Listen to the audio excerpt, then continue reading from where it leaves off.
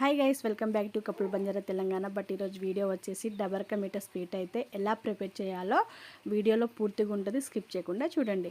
So first వచ్చేసి ఒక plate తీసుకున్నాను. ప్లేట్ తీసుకొని ఒక చిన్న ప్యాకెట్ బ్రెడ్ ప్యాకెట్ తీసుకున్నానండి. చిన్న ప్యాకెట్. మీకు స్వీట్ ఎక్కువ కావాలనుకుంటే మీరు నేను చూపించే క్వాంటిటీ అనేది డబల్ చేసుకోండి, కరెక్ట్గా సరిపోతుంది. ఏం డిఫరెంట్ రాకుండా టేస్ట్ అనేది కరెక్ట్గా వస్తుంది. సో ఒక చిన్న ప్యాకెట్ అయితే తీసుకున్నానండి. చిన్న ప్యాకెట్ తీసుకొని దానికైతే ఓపెన్ చేసుకుంటున్నాను. సో వీడియో నచ్చితే లైక్ చేయండి, షేర్ చేయండి, కామెంట్ చేయండి. ఇలాంటి మంచి మంచి వీడియోస్ కోసం మన ఛానల్ తప్పకుండా సబ్స్క్రైబ్ చేసుకోండి. సో ప్రాసెస్ అయితే చూపిస్తాను చూడండి. ఫస్ట్ అయితే బ్రెడ్ తీసుకొని ప్యాకెట్ ఓపెన్ చేసేసి బ్రెడ్ అంతా 4 మూలలంతా కట్ చేసుకోవాలండి. అది కట్ చేసుకొని అనేసి అయితే అసలు అనుకోవద్దు. ఎందుకంటే అది ఉంటే ఆ బ్లాక్ ఉంటే దాంతో అనేది టేస్ట్ అంతా మారిపోతుంది స్వీట్ అనేది. అందుకే తప్పకుండా కట్ చేసుకోవాలి. కట్ చేసుకొని మనం బ్రెడ్ అంతా 4 ముక్కలు కట్ చేసిన తర్వాత మనకి ఇష్టం వచ్చిన షేప్లో అయితే బ్రెడ్ అయితే ముక్కలు అయితే కట్ చేసుకోవాలి. నేనైతే చిన్న చిన్న ముక్కలు కొన్ని కట్ చేసుకున్నాను, కొన్నేమో పెద్ద ముక్కలు అయితే కట్ చేసుకున్నాను. నేను వీడియోలో ఎలా అయితే చూపిస్తున్నానో అలాగే సేమ్ చేయండి. చాలా మంచిగా, చాలా స్వీట్గా టేస్టీగా అయితే డబర్ కా మీఠా అయితే రెడీ అయిపోతుంది. పిల్లలైతే చాలా చాలా ఇష్టంగా తింటారు. మా రిత్విక్ అయితే చాలా బాగుందని చాలా ఇష్టంగా అయితే తిన్నది. మా ఇంట్లో అందరికైతే నచ్చిందండి. సో చాలా సింపుల్గా ఒక 10 మినిట్స్ కేటాయించినామంటే మనకు ఇంట్లోనే మంచిగా టేస్టీగా స్వీట్ అనేది రెడీ అయిపోతుంది. సో చూడండి, నేను కొన్ని పెద్ద ముక్కలు కట్ చేసుకున్నాను, కొన్ని ఏమో చిన్న ముక్కలు అయితే కట్ చేసుకున్నాను. మీరు మీకు ఇష్టం వచ్చినట్టుగా అయితే కట్ చేసుకోవచ్చు. సో నెక్స్ట్ అయితే షుగర్ అండి. షుగర్ తీసుకోవాలి.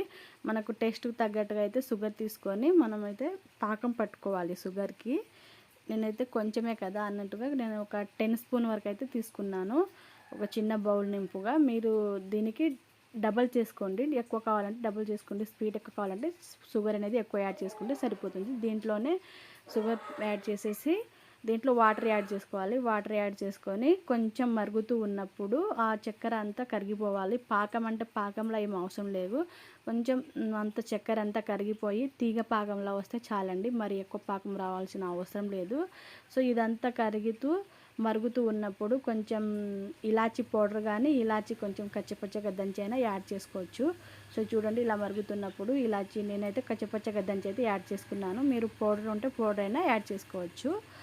సో చాలా చాలా బాగుంటుందండి. చాలా సింపుల్గా చేసుకోవచ్చు, టైం ఏం పట్టదు. ఒక 10 మినిట్సే కేటాయించమంటే ఇంట్లోనే చాలా సింపుల్గా చేసుకోవచ్చు.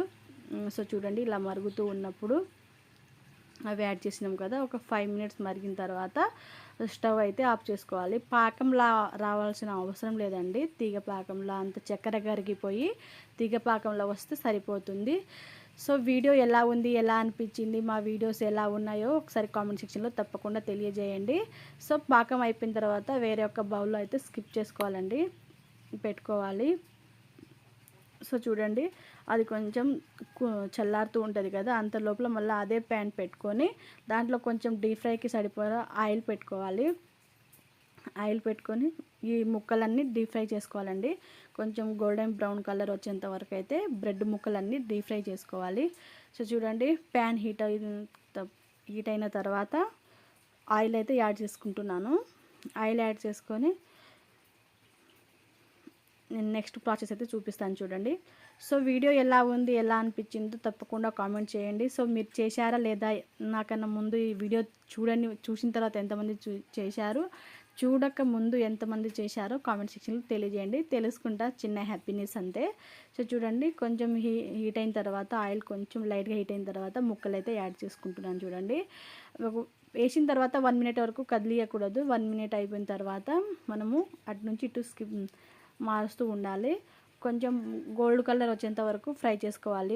బ్రెడ్ ముక్కలు అనేవి ఫ్రై అవుతున్నప్పుడు కదిలించకూడదు 1 మినిట్ వరకు. 1 మినిట్ అయిపోయిన తర్వాత అటు నుంచి ఇటు స్కిప్ చేసుకుంటూ కదిలించుకుంటూ మంచిగా ఫ్రై చేసుకోవాలి. స్టవ్ అయితే లోలో పెట్టుకోవాలండి, ఎక్కువ హైలో పెట్టవద్దు. ఎందుకంటే బ్రెడ్ ముక్కలు అనేది బ్లాక్ కలర్లో వచ్చేస్తాయి, మళ్ళీ మంచిగా టేస్ట్ అనేది మనతో మారిపోతుంది. అందుకే కొంచెం లైట్గా పెట్టుకొని ఫ్రై అనేది చేసుకోవాలి, డీప్ ఫ్రై చేసుకోవాలి బ్రెడ్ ముక్కలన్నీ. సో చాలా చాలా బాగుంటుందండి. చాలా అంటే చాలా స్వీట్‌గా ఉంటది. చూడండి, చూడడానికైతే ఎంత కలర్‌ఫుల్‌గా ఉందో అంతే టేస్ట్‌గా ఉంటది.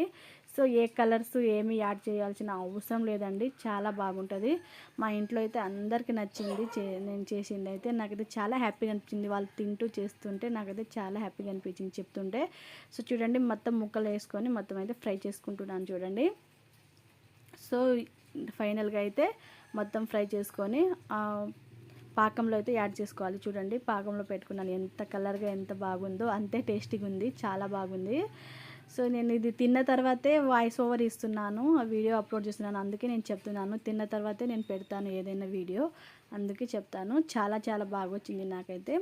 ఒక 10 మినిట్స్ వరకు అట్నే వదిలేయాలి. తర్వాత మనం తింటే ఆ ముక్కకంతా షుగర్ పాకం అనేది పట్టిన తర్వాత తింటే చాలా బాగుంటుంది. చాలా స్వీట్గా ఉంటుంది. వీడియో ఎలా ఉందో తప్పకుండా కామెంట్ చేయండి. సో మీకు ఎలాంటి వీడియోస్ కావాలో కామెంట్ సెక్షన్లో తెలియజేయండి. అలాంటి వీడియోస్ అయితే చేస్తానండి. మీకు ఏమైనా కావాలంటే అలాంటి వీడియోస్ అయితే చేస్తాను. సో ఏమైనా వీడియో కావాలంటే కామెంట్ సెక్షన్లో తెలియజేయండి. Thank you for watching. ఇదండి వీడియో ఈరోజుది. Thank you so much. Thank you for